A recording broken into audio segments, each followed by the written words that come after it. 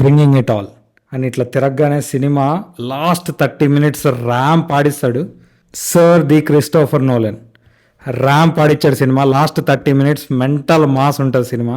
Mat Damon, Anne Hathaway, Robert Pattinson, Tom Holland, Zendaya చింపి వరేసారు acting. Hollywood cinema అని మర్చిపోయి థియేటర్లో విజిల్స్ వేస్తున్నారు. అంటే ఎంత గట్టిగా మాస్ సినిమా తీశాడు. ఇది ప్రాపర్ తెలుగు కమర్షియల్ మూవీ తీసినట్టు తీశాడు. బీజిఎం, బ్యాక్గ్రౌండ్ స్కోర్ అయితే పిచ్చి పీక్స్లో ఉంది. నిజంగా చాలా అంటే చాలా బాగుంది. థియేటర్లో మంచి సౌండ్ ఉన్న దానికి వెళ్ళండి. ఒకవేళ స్క్రీన్ పెద్దగా లేకపోయినా పర్లేదు. నేను ఇండియన్ ఐమాక్సే చూశాను, which is not true IMAX. Still far better than any other screens. PCX or ఈ పీవీఆర్ ఐమాక్స్ ఇవే బాగుంటాయి.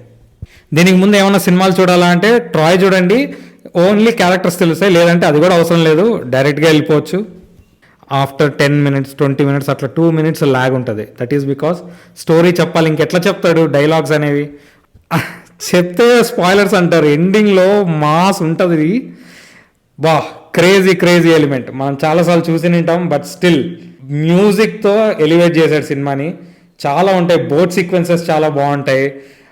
ఆ క్రీచర్స్ ఎలిమెంట్స్ చాలా బాగుంటాయి. సర్ క్రిస్టోఫర్ నోలన్ సెల్యూట్ అంతే.